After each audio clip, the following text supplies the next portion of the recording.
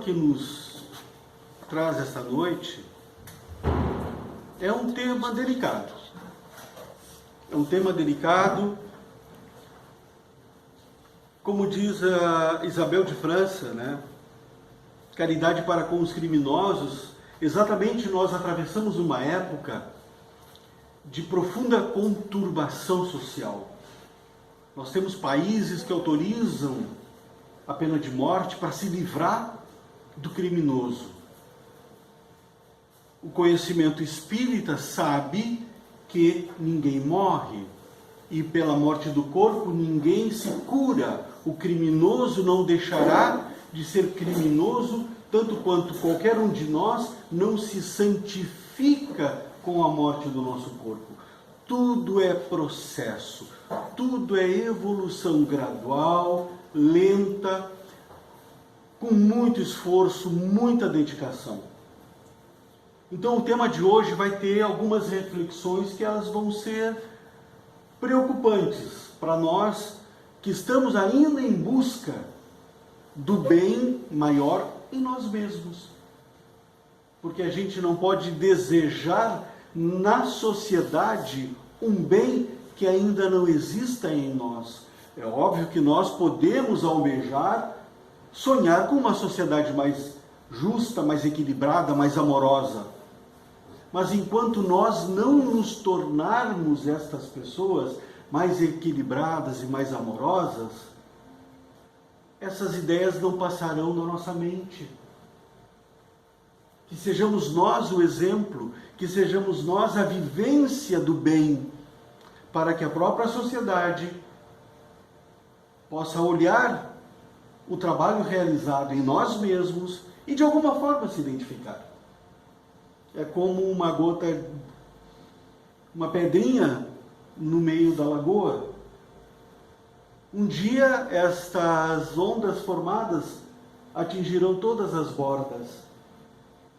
Sejamos nós essa pedrinha, sejamos nós esse movimento na lagoa, para que nós vamos aos pouquinhos nos transformando nesse ser que nós realmente vamos nos transformar. Nós vamos chegar a esse ponto. Mas o trabalho é cotidiano, o desafio é cotidiano. Evangelho segundo o Espiritismo, capítulo 11, item 14. Caridade para com os criminosos, de Isabel de França. Havre, 1862. A verdadeira caridade constitui um dos mais sublimes ensinamentos que Deus deu ao mundo. Por quê? É uma afirmação. Por que é isso? Por que ela afirma? Da onde vem este raciocínio que ela coloca dessa forma tão simples e tão clara? E a primeira pergunta que me veio é, por quê? Qual é a razão? Porque Espiritismo é fé raciocinada. Nós temos que refletir sobre aquilo que lemos, inclusive dentro da própria doutrina espírita. Nós temos que raciocinar para que a integração da inteligência com o sentimento, que é a proposta da doutrina espírita, seja harmônica e completa em nós. Essa harmonia é uma construção, por isso que é necessário que se pergunte por quê? A verdadeira caridade constitui um dos mais sublimes ensinamentos que Deus deu ao mundo. Por quê? Então agora nós vamos trabalhar um pouquinho, nós vamos fazer uma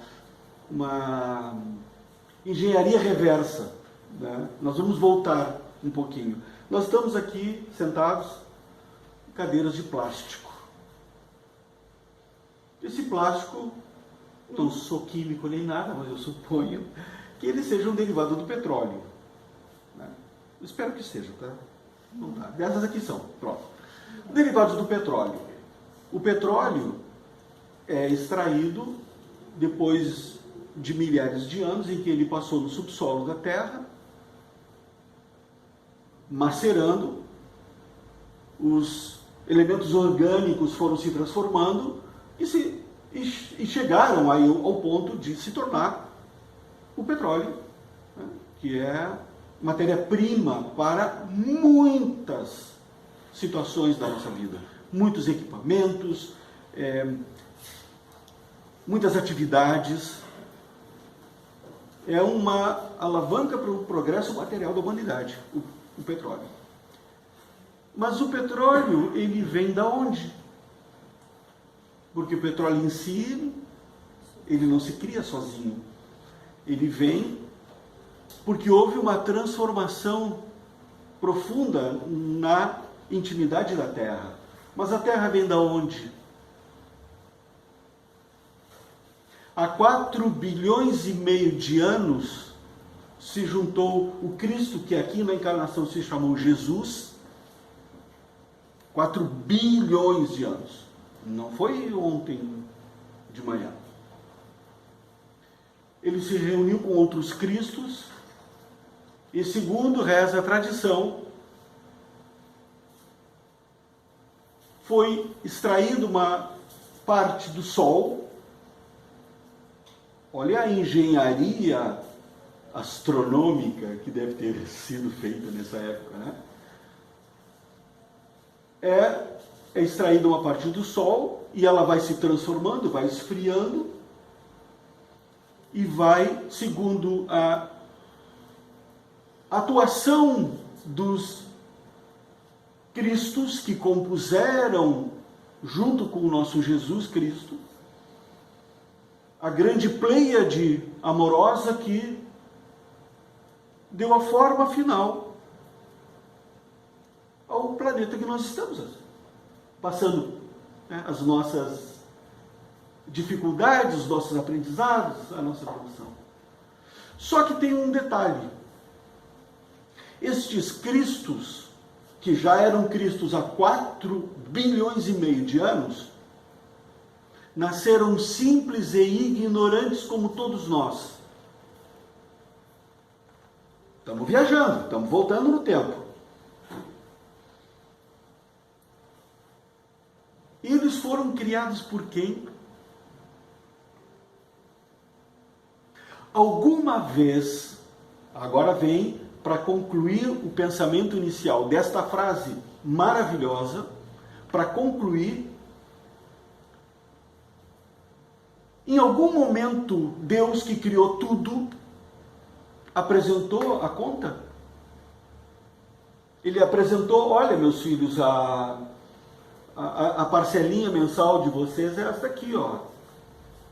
Por tudo o que já foi realizado no universo, para que nós chegamos aqui na Sociedade Espírita Novo Horizonte, estarmos aqui compartilhando, inclusive os nossos corpos. Alguma vez o Pai apresentou a conta? Então, o grande exemplo, o maior exemplo de caridade que nós podemos ter é o próprio Criador. O Criador nos ofereceu e nunca nos cobrou nada. Agora, é um Pai atento. É um Pai atento. Porque Ele coloca algumas circunstâncias dentro das suas leis que, ao nos desafiarmos intimamente na evolução, nós temos que nos aproximar da essência sagrada de cada uma dessas leis. Que, em última análise, se resume em uma só: a lei de amor.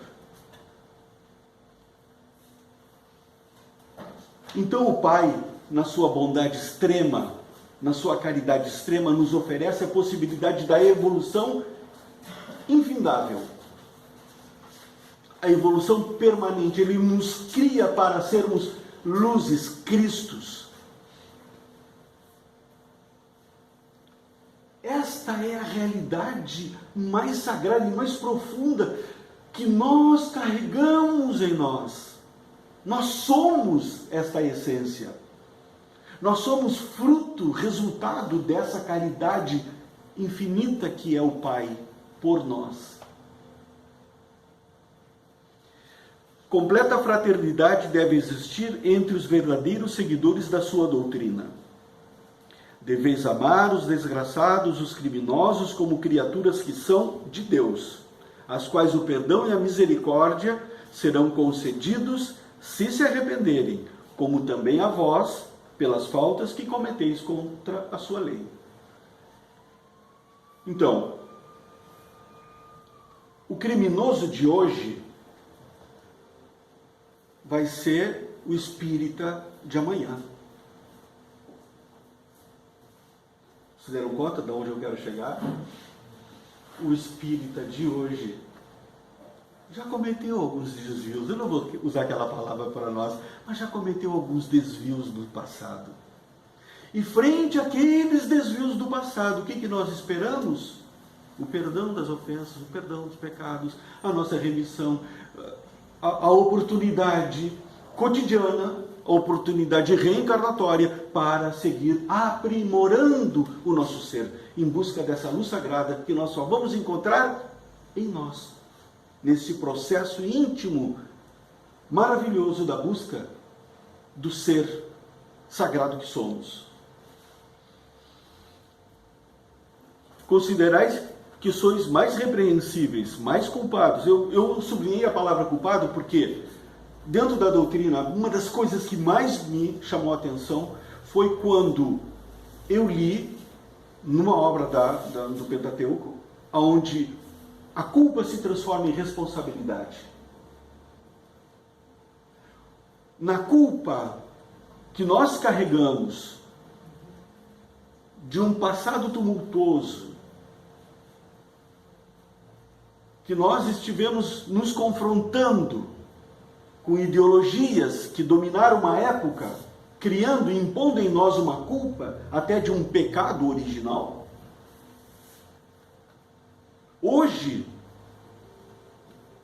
a doutrina espírita diz assim, não, culpa não serve, porque a culpa é só dor, é estagnação no sofrimento, é culpa, eu fico culpado, me sinto culpado no cantinho, e fico sofrendo e não evoluo. Mas o conceito de responsabilidade pelos atos, responsabilidade para ressarcir a dívida que nós criamos pelos nossos atos frente às leis de Deus, mas isso é uma redenção. Então eu posso solucionar. Eu não preciso ficar no cantinho me macerando, me machucando. Não, responsabilidade. Então eu me torno responsável, eu me torno adulto frente aos meus atos, aos meus desvios. Eu posso me tornar um adulto, eu posso me tornar plenamente responsável e ressarcir os defeitos que eu cometi, os desvios que eu cometi às leis de Deus, frente às leis de Deus. É uma diferença muito grande. Então eu sublinhei ali para a gente ficar mais atento. Por isso que toda a questão mais importante também, uma das questões mais importantes que eu considero dentro do Espiritismo é a fé raciocinada. Tudo que nós lermos, tudo que nós estudarmos, tem que passar pelo crivo da razão. Tem que passar pela nossa inteligência. Nós temos que compreender intelectualmente e aceitar dentro dos sentimentos se aquilo é verdadeiro para nós. Nós não somos um rebanho que vai ser levado por um pastor de forma indefinida, infinita. O bom pastor nos levará porque somos rebanhos. Sim, numa época fomos rebanho. Numa época sim. Quando nós assumimos a responsabilidade pelos nossos atos, nós deixamos de ser rebanho, nós começamos a nos individualizar, começamos a nos responsabilizar pela própria evolução. E aí começamos a caminhar junto ao bom pastor, não mais sendo empurrados por ele, mas junto ao bom pastor, e nos tornamos bons pastores uns dos outros, de nós mesmos.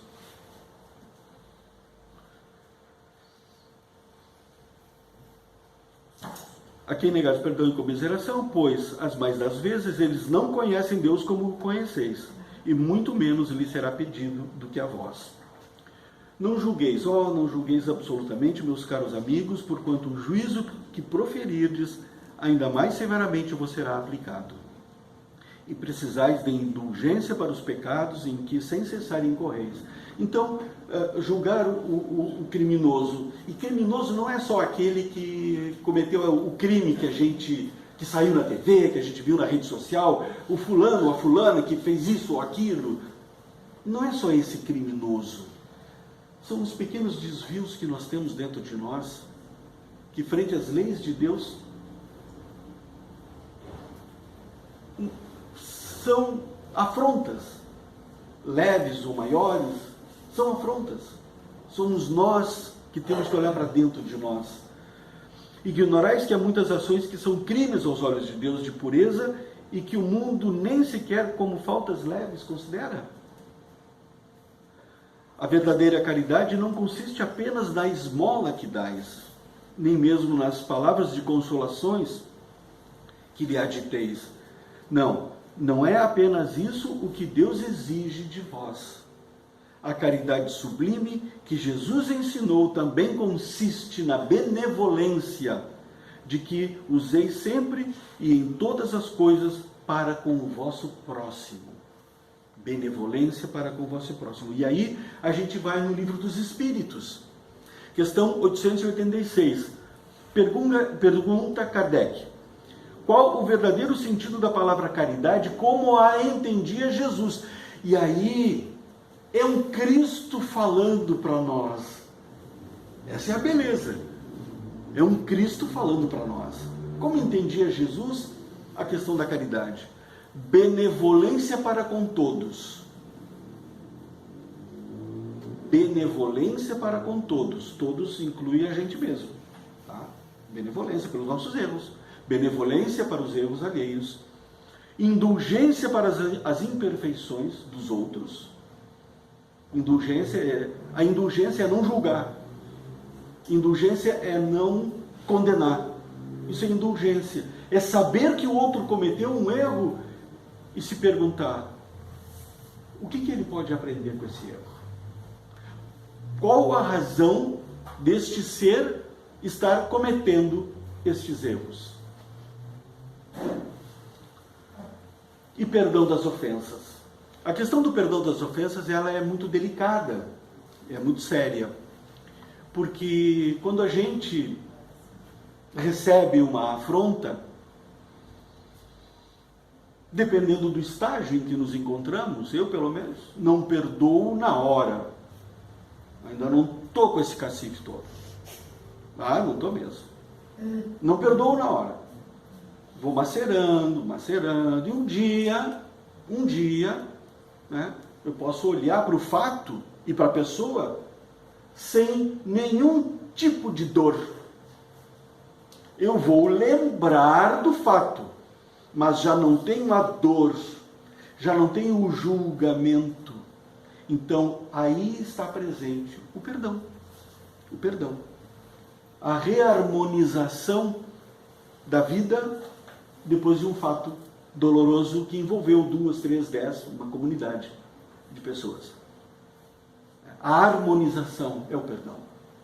Estar em harmonia com o outro ser, mesmo que o outro ser tenha cometido muitos erros contra nós. E mesmo que nós tenhamos cometido muitos erros contra alguém, esse alguém também nos perdoa. E aí essa harmonia, que é o perdão das ofensas que Jesus nos traz. Comentário de Allan Kardec. O amor e a caridade são o complemento da lei de justiça, pois amar o próximo é fazer-lhe todo o bem que nos seja possível e que desejáramos nos fosse feito. E aqui por que eu sublinhei? Porque é uma frase bonita? Não, não é por isso. É porque amar é um verbo. E todo verbo, as professoras aqui que me digam, todo verbo indica ação. Todo verbo indica ação. Amar, fazer, construir, derrubar, andar. Todo verbo implica ação.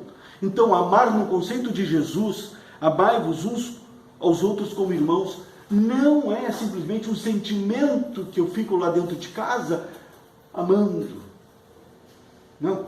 O amor que Jesus propõe é um amor com fatos, com atos, com importância, com fazer com as mãos. É um desafio permanente que nós temos. Mas sem esse desafio não há evolução. Por que há um desafio? Porque a nossa consciência tende a permanecer num estado de uma certa letargia, acomodada num bem-estar, mas tem as leis do Senhor que nos indicam, as leis do Senhor que nos provocam o raciocínio, que nos provocam a ação, para que a gente, tendo este desafio dentro de nós, possamos evoluir um pouco mais, dar um passo adiante. Todo dia um pouquinho. Às vezes um dia não dá, mas no outro dia talvez dê. O conflito do estado de consciência que nós vivemos com o estado puríssimo das leis divinas é que nos impulsiona para a evolução.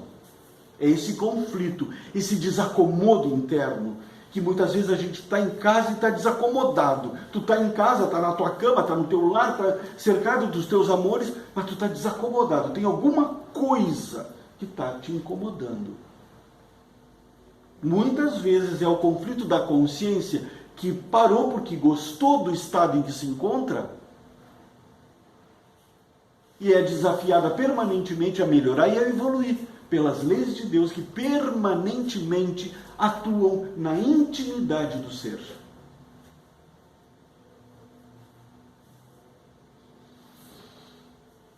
Tal o sentido dessas palavras de Jesus: amai-vos uns aos outros como irmãos. A caridade, segundo Jesus, não se restringe à esmola, abrange todas as relações em que nos achamos com os nossos semelhantes, sejam eles inferiores, nossos iguais, nossos superiores. Ela nos prescreve a indulgência, porque indulgência precisamos nós mesmos. E nos proíbe que humilhemos os desafortunados, contrariamente ao que se costuma fazer. Agora, eu vou usar uma palavra que é do dia a dia da internet, uma palavra chamada lacração. Acho que todo mundo já ouviu falar da lacração. A lacração nada mais é do que uma atitude de soberba frente a uma debilidade do outro, que nós pensamos que é uma debilidade, mas é uma soberba nossa, a gente dá aquela... A gente não, né? A gente não, mas tem pessoas, a gente vai assistindo isso aí. A pessoa se coloca num ar superior e dá no meio, né, se sentindo. Então isso está completamente fora desta caridade, dessa bondade, dessa benevolência que o Cristo nos oferece, como raciocínio e como caminho. Nós estamos permanentemente sendo desafiados para não atuar dessa forma tão contundente contra as opiniões alheias. Deixa. Ele pensa assim, ela pensa assim, pois é, está certo, está errado. É ele. Mas como é que eu vou atuar? Como é que eu vou ser um ser humano melhor? Como é que eu vou me desafiar no silêncio da minha consciência para me tornar um cristão melhor, um espírita melhor? Frente a um fato que está aqui, na minha telinha, tem um fato aqui, eu estou vendo. Como é que eu vou me tornar um ser humano melhor? Eu vou condenar aquilo que aparentemente para mim é um crime? Que essa pessoa está... Eu condenando, será que eu não estou praticando algum outro crime? Porque segundo as leis de Deus, né? Deus pode considerar um crime coisas que nós, a nossa sociedade, nem leva, nem toma. Nem dá peso, né? Podeis ainda exercitar essa virtude sublime com relação a seres para os quais nenhuma utilidade terão as vossas esmolas, mas que algumas palavras de consolo, de encorajamento, de amor, conduzirão ao Senhor Supremo. Muitas pessoas têm muito mais dinheiro do que nós. O desafio da riqueza, o desafio da pobreza, o desafio do poder, muitas pessoas têm mais poder do que nós, atuam mais na sociedade de uma forma mais política, de uma forma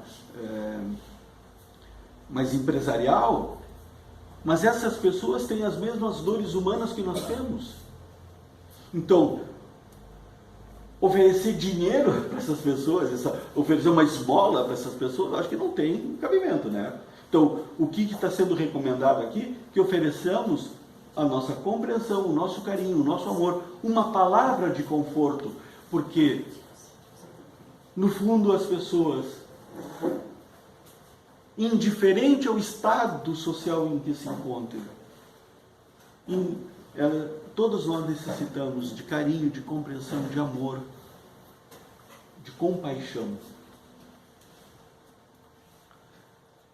Estão próximos os tempos, repito, em que neste planeta reinará a grande fraternidade em que os homens obedecerão à lei do Cristo, lei que será freio e esperança e conduzirá as almas às moradas ditosas. Aqui o Espírito é ruim que eu vou falar, se equivocou, porque as leis não são do Cristo, porque não teria sentido nenhum o Cristo trazer o Evangelho para nós. Este é o caminho, a verdade e a vida. Ninguém vai ao Pai senão através deste caminho aqui.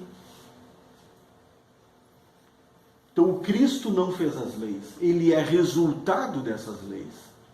Então as leis são divinas. E mais adiante a própria benfeitora vai trazer a questão de forma mais correta. Mas é aquilo que eu falei. Fé raciocinada. Nós temos que ler e compreender aquilo que nós estamos lendo. Então, segundo as leis divinas, Cristo não realizou leis, ele realizou em si as leis de Deus. É uma diferença muito grande. Amai-vos, pois, como filhos do mesmo Pai. Não estabeleçais diferenças entre os outros infelizes, porquanto quer Deus que todos sejam iguais, a ninguém desprezais.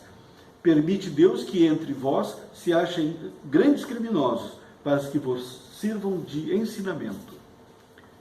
Dentro do mesmo texto, em breve, quando os homens se encontrarem submetidos às verdadeiras leis de Deus, já não haverá necessidade desses ensinos.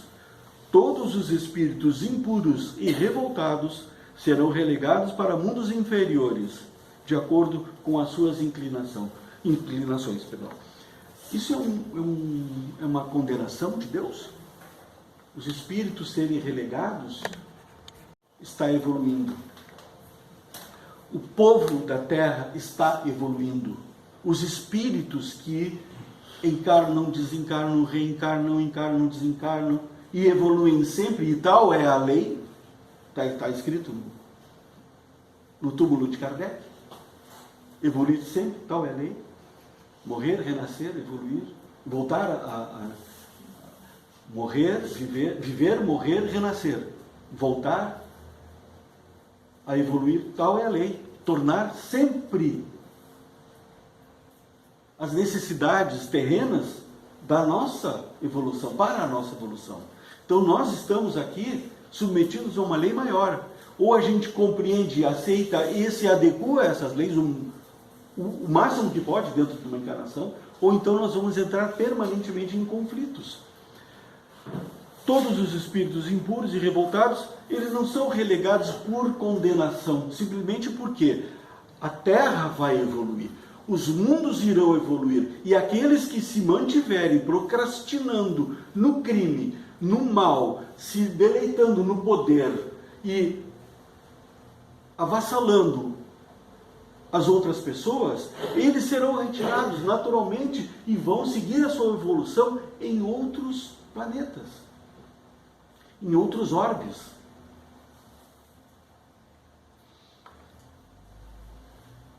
Deveis àqueles de quem falo o socorro das vossas preces. É a verdadeira caridade. Não vos cabe dizer de um criminoso, é um miserável, deve-se expurgar da sua presença à terra. Muito branda é para um ser de tal espécie a morte que lhe aflige. É duro isso aí, né? Mas a gente às vezes pensa, né, naquela pessoa que cometeu aquele crime brutal contra aquele grupo de pessoas. Não. É o corredor da morte para ele, vai arder, né? Às vezes a gente pensa isso. E tem países que executam esse pensamento nosso. Observai o vosso modelo, Jesus. Que diria ele se visse junto de si um desses desgraçados? Lamentá-lo-ia, considerá-lo-ia um doente bem digno de piedade. O serial killer, aquele, o Letter, né? Alguém me ajuda? Né?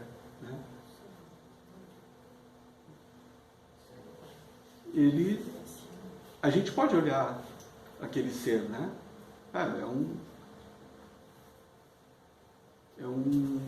de um filme, é um personagem. Mas a gente pode olhar aquele ser e dizer assim, não, ele precisa de compaixão.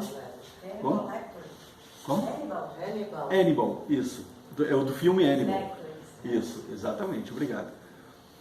Então, é um filme, mas ali tem uma realidade, porque ninguém tira nada do nada. Ali tem uma realidade. Nós podemos nos desafiar, da próxima vez que a gente assistir um noticiário na TV ou alguma coisa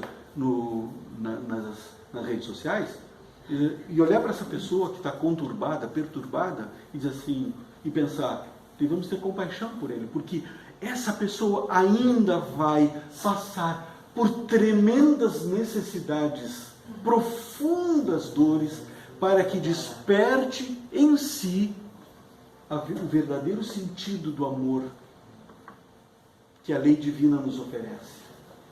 Essa pessoa vai ter ainda muito tempo. Então nós já podemos olhar para essa pessoa com compaixão. Porque o futuro que a espera ainda é muito doloroso.